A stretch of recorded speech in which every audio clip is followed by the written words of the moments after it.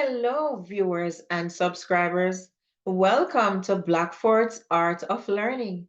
In today's eighth grade lesson, we will be continuing our standard RI 8.9. In this standard, we will be analyzing conflicting information that authors present on the same topic. I'll go ahead and share my screen.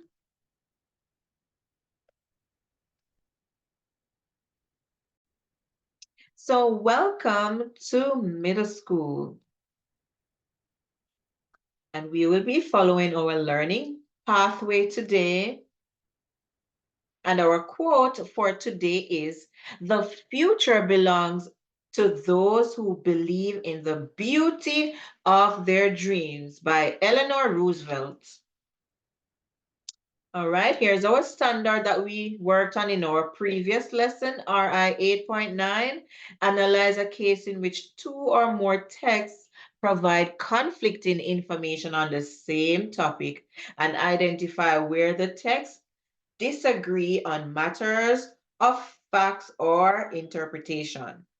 So this simply means that authors may write about the same topic, but they have different information or different views in regards to the same topic, and they can have different interpretation of the same topic. So let us watch this video, this instructional video. Okay, today we're going to look at RI 8.9, and that's analyzing a case in which two or more texts provide conflicting information on the same topic and identify where the texts disagree on matters of fact or interpretation. So they're providing conflicting information. One person saying one thing, another person saying another. So let's jump right into it. And we have this article, "Are You Eating GM Food?" by Richard Boylan. Now, we're all probably not real familiar with what GM food is, but they're genetically modified foods. So when we read this, I'll be saying GM food. So let's read what Richard Boylan has to say about genetically modified foods. Genetically modified foods have been slowly entering our diet since the mid-1990s. These are foods that have been altered in laboratories for many beneficial purposes. So let's just underline that because that does define what GM foods are. They've been altered in laboratories for many beneficial purposes. And what are those purposes? To thrive in cold conditions, to resist pests and diseases, or to achieve faster growth. Other foods are modified to make them more nutritionally rich. For example, certain types of rice have been engineered so that they provide more of the nutrients needed in countries where rice is the main part of the daily diet. Although there may be certain benefits of GM foods, we are not entirely sure of the side effects. Some may cause allergic reactions, for example, or increase cholesterol. Unfortunately, there are currently no labeling rules for modified foods, so consumers have no way of knowing which GM foods they may place in their shopping carts as they stroll through store aisles. The makers of GM food claim these foods don't differ significantly from natural varieties. They also say they do not want warning labels on their product. However, there are too many unknowns and potential dangers surrounding these foods. More GM research needs to be shared with consumers. They have a right to know exactly what is in the foods they purchase. So we can see from these two paragraphs how Richard Boylan feels about GM foods. He uses the first paragraph to define, to tell us what GM foods are. And then he starts giving us the facts and his side about GM food. It says he starts off and said there may be benefits, however, we are not entirely sure of their side effects. They cause allergic reactions. They increase cholesterol. And he says there's no labeling for the modified foods, so we as customers don't know really the side effects or what we're putting into our bodies. Then he goes on to how there are no warning labels. He definitely feels, this author, Richard Bullen, definitely feels there should be warning labels for GM foods. And we know this because of this last sentence. They have the right to know exactly what is in the food they purchase. So let's look at what, and we're going to kind of lose all this. I hate that we can't keep it up there. But let's look. How does the author interpret facts about genetically modified food? The author feels that GM foods may be dangerous and they need to be labeled correctly so that consumers know what they are buying. Now, if you look at that statement, the author feels that GM foods may be dangerous. Yes, he does. Right here, this is where he talks about them being dangerous. And then he thinks that they need to be labeled. And we said in the third paragraph is where he talks about that. So let's look at filling one or more points of interpretation from this account. Well, basically, here it is. They're dangerous and they need to be labeled. So that could go there. So we can see that the author is not for GM foods. Let's look at a different article now.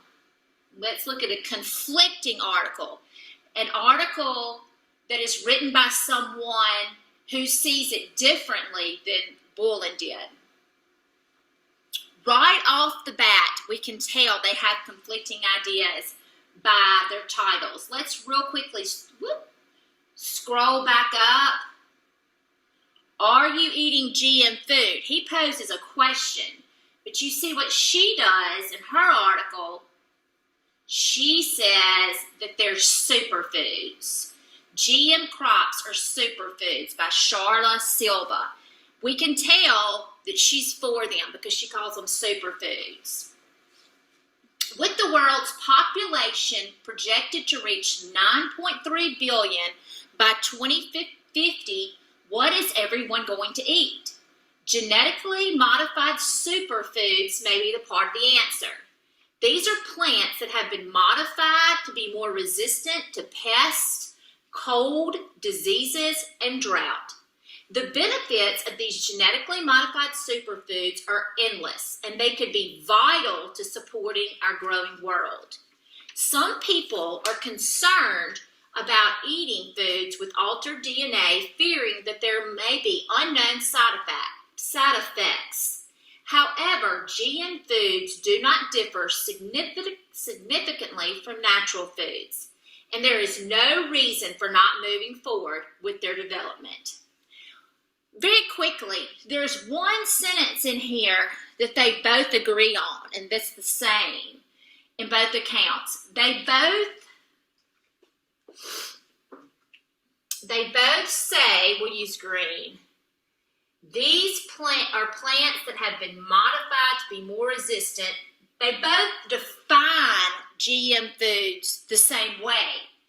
But then they're different because she's wanting to use these foods to be a part of the answer to the growing population. She says that they would be vital or essential. Vital means essential to supporting our growing world, right? She says that they do not differ significantly from natural foods, whereas the previous one said that, what did he say? Let me flip back here. He said there's harmful side effects, allergic reactions, high cholesterol.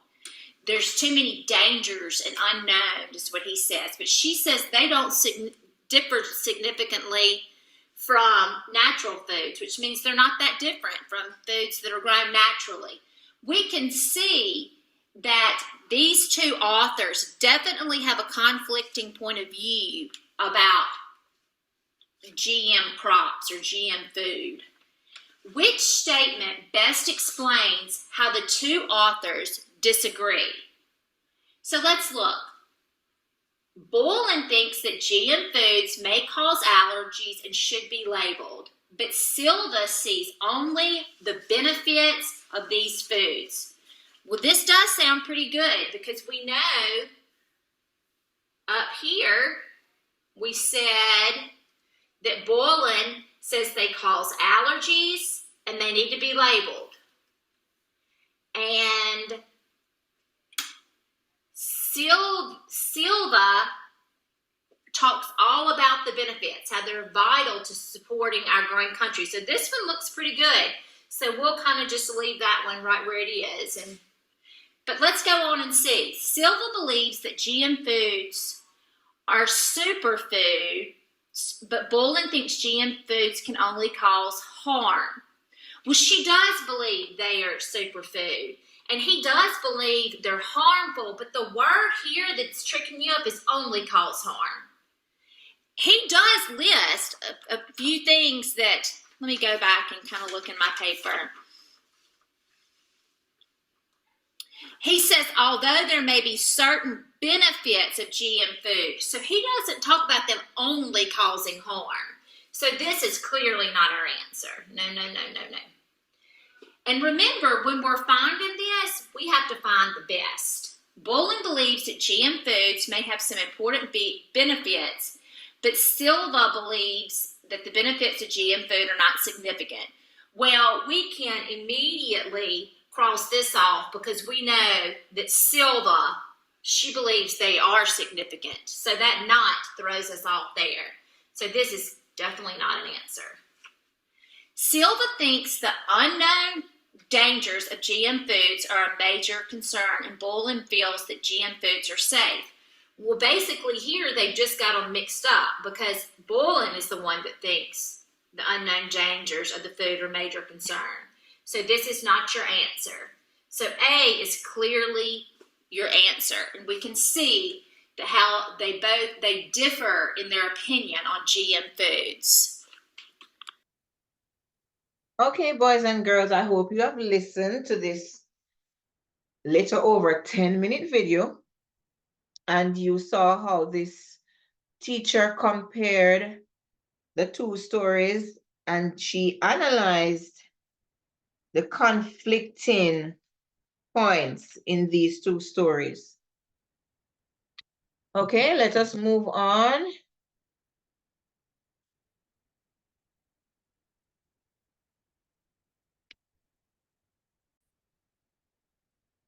So we are going to complete a Flipgrid. You're going to share what you have learned about analyzing texts that have conflicting information on the same topic.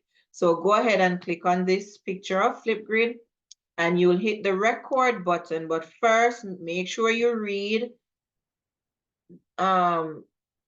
this statement or the question, what have you learned about analyzing texts that have conflicting information on the same topic? And you're going to record your response. You can pause the video, think about what you're going to say. You can even write it down. And the video, you can go up to 10 seconds, okay?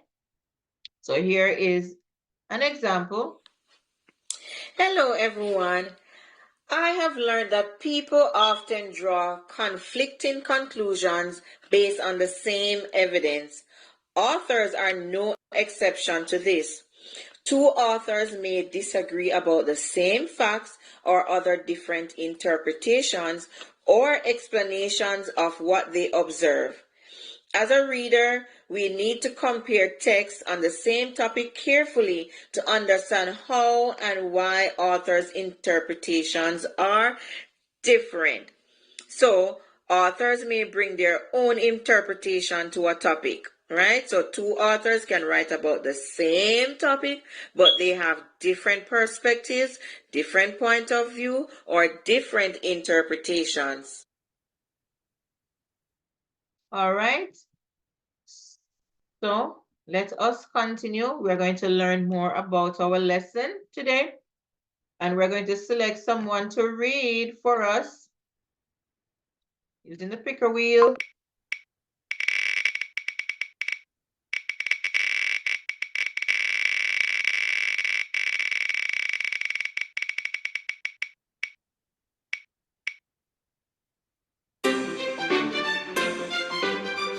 So Paul will read for us today. Okay, so we are going to look at the story. We're going to compare these two stories, A Case for Ancient Murder and Tut Mystery Finally Solved. Okay.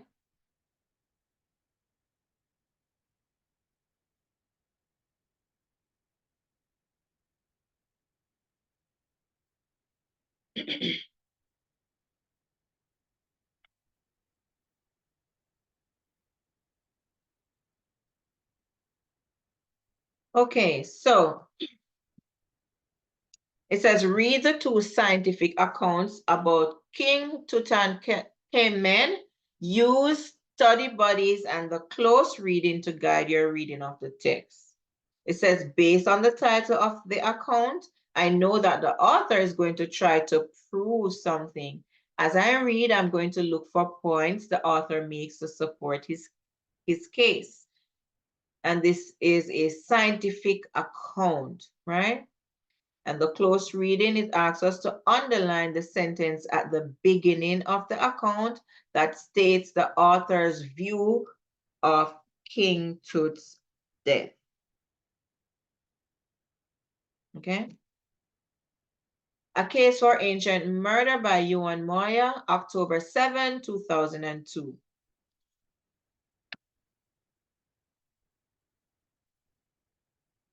Since the 1922 discovery of the tomb of the pharaoh Tutankhamen, better known as King Tut, people have been fascinated by the young ruler who was just 19 when he died.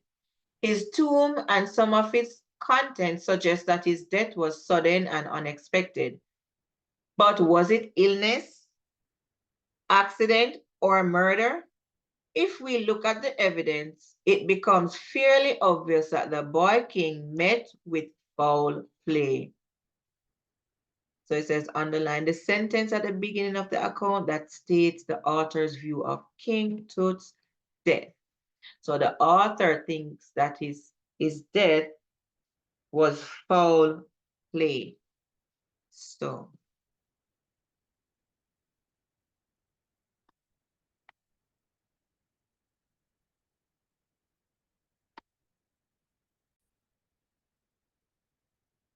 Tut's mummy was damaged during its removal from the coffin and casings.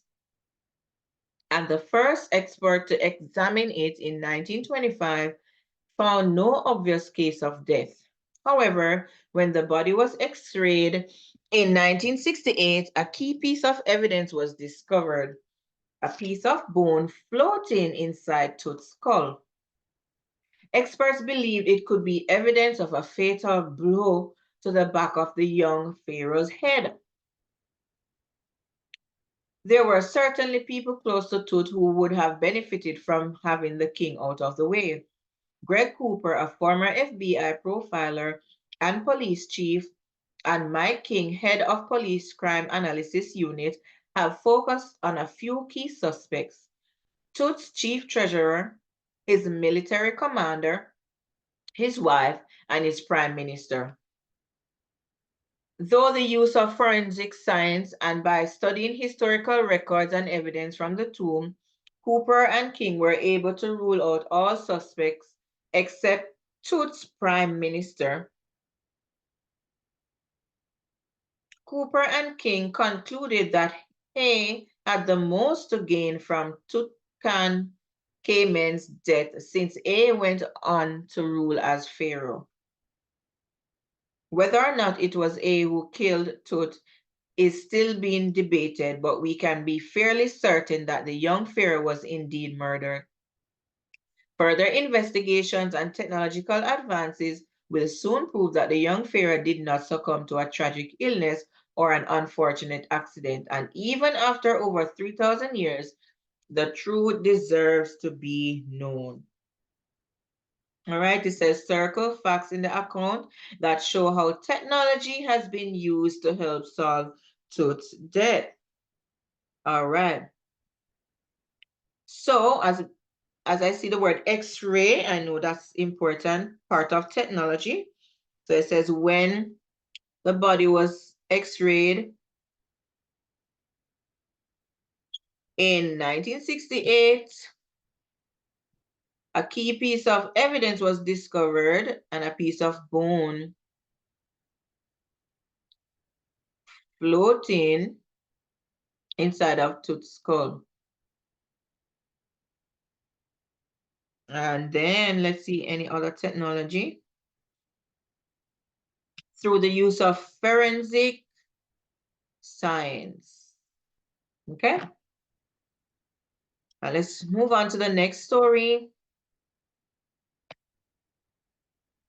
The Tut mystery finally solved by Anne Ching, February 16, 2010. It says, based on the title, I can tell that this account also is about King Tut's mysterious death.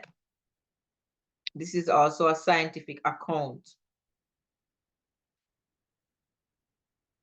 So I will look for clues that explains the author's interpretation of facts. So look back at the sentence you underlined in the previous account, then underline phrases that show the interpretation of Tut's death in this account. So we underline that it's obvious that the boy king met foul play. So we're going to see if this underlined phrase shows the interpretation of Tut's death in this account, all right?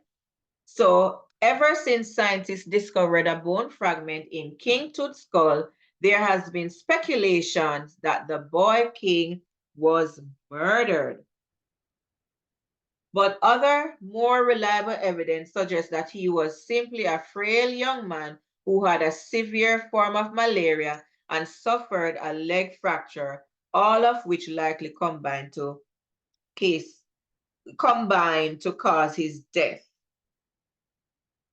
First of all, Tut most likely had genetic disorder. Researchers have examined the DNA of Tut and several other famous Egyptian mummies. The tests show that Tut's father was the controversial pharaoh Akhenaten.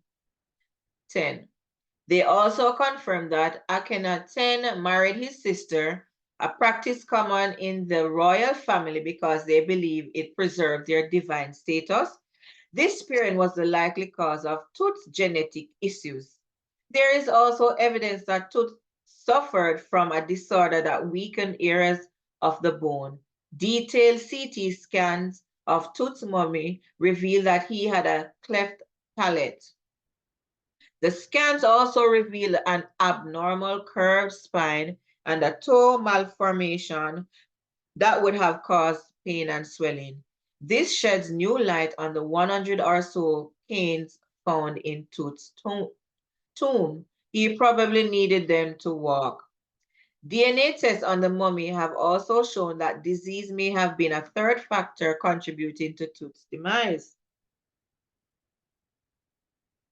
Signs of a parasite that causes a severe form of malaria.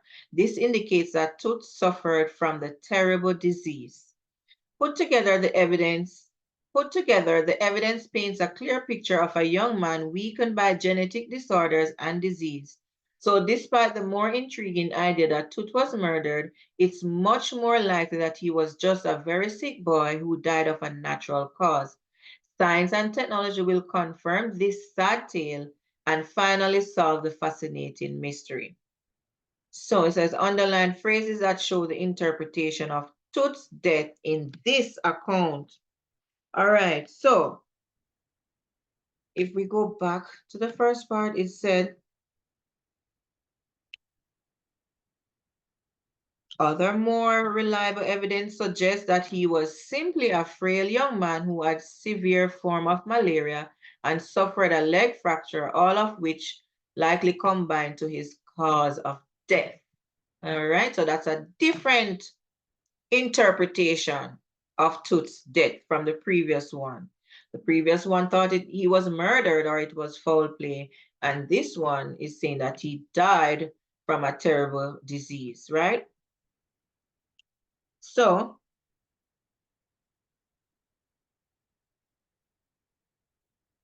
we can also underline this part. It says, put together, the evidence paints a clear picture of a young man weakened by genetic disorders and disease. Okay. Now it says we are to circle facts in this account that show how technology has been used to help solve Tut's death. How do these facts differ from the previous account? All right, so researchers have examined the DNA of Tut and several other famous Egyptian mummies.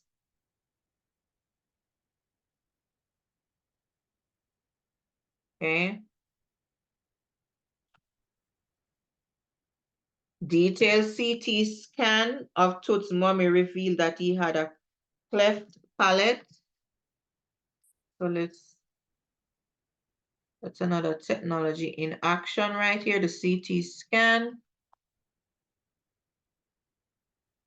Also, DNA tests on the mummy have also shown that disease may have been a third factor contributing to Tut's demise. So even though the authors were writing about the same topic, they had conflicting information. So in the first one, they thought that Tut was murdered or it was foul play. But in this account, Tut mystery finally solved. They are saying he simply died from a disease, malaria, and weak bones, which and then they spoke about genetics, something he inherited because his father married his aunt, which was the father's sister. Okay.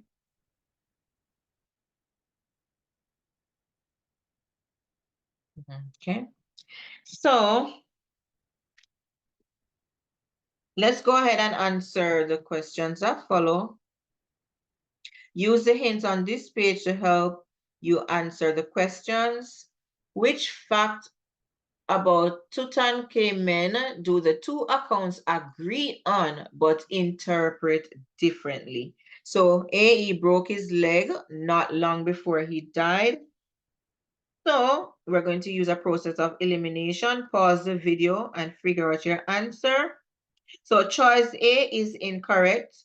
Only the second account mentions the broken leg. So this one is out. B, he died when he was only 19 years old. So choice B is incorrect. Tut's age was never mentioned.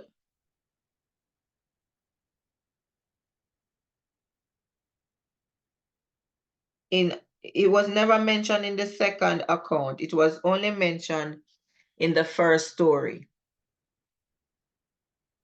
So we're looking for the two accounts. Facts from the two accounts. C, he had damage to the back of his skull. Yes, so we can recall both accounts mention the damage to the back of King Tut's skull, so we can leave that one and return. His tomb was discovered in Egypt in 1922. So this was only mentioned in the first account. So we can cross that one out. The most suitable one is C. Which statement best summarizes how Maya's and Ching's idea conflict? So how do these two authors' ideas conflict each other? So A, they disagree on who gained from Tut's death. So A is incorrect. Ching does not discuss who might have gained from Tut's death. This was only mentioned in the first story. So this one is out. B, they disagree on the timing of Tut's death. So choice B is also incorrect. The author agree on the basic time of death. The authors agreed on the basic time of death, so this was not conflicting. C, they disagree on the best experts to consult about Tut's death. So choice C is also incorrect because both turn to experts to support their interpretations, because they turn to researchers in the story and scientists. So D, they disagree on the cause of Tut's death. That's the main thing. They didn't agree on how he died. Okay, so explain how technological innovations have led to discoveries about King Tut's death. Describe how technology led the authors to draw conflicting conclusions about King Tut's death. Use detail from each account in your response.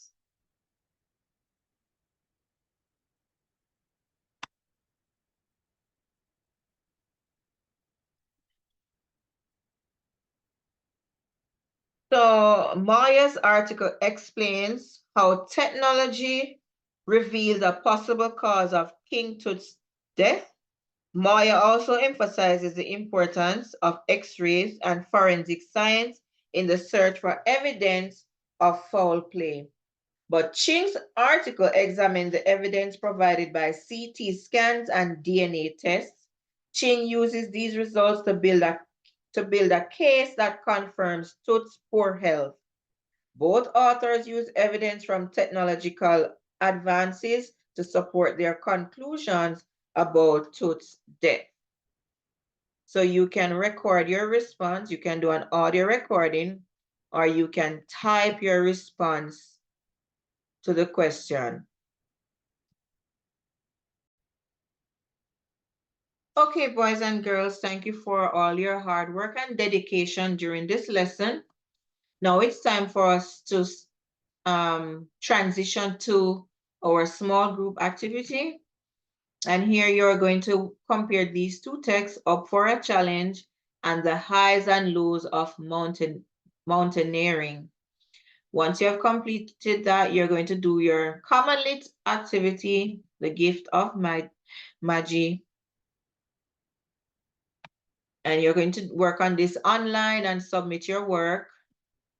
Then you're going to do news ELA, reading maps and globes. And I'll give you a printed copy of this news ELA text. And you will read and answer the questions. In addition to this, we will be making our own globe using paper mache. Okay, so I'll teach you in class how to make your own globe in using paper mache, and this will be for a grade. Also, you'll be doing a chapter book, The Lost Boys of Sudan, chapter 5. Complete your Nearpod, and please remember to complete your My Book of Words with any new vocabulary that you have learned today. Okay.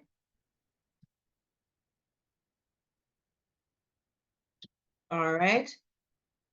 So remember the rules of small groups. When I'm at a small group, you do not interrupt me. You work quietly with your table group or with your partner.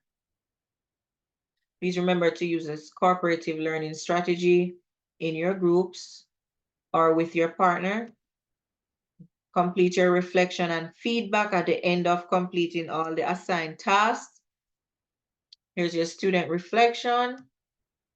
So everyone, thank you for tuning in. Please remember to like, share, comment, subscribe, and turn on the post notification bell. Once again, everyone, please remember to like, share, comment, and subscribe. See you next time. And please be on the lookout for other videos.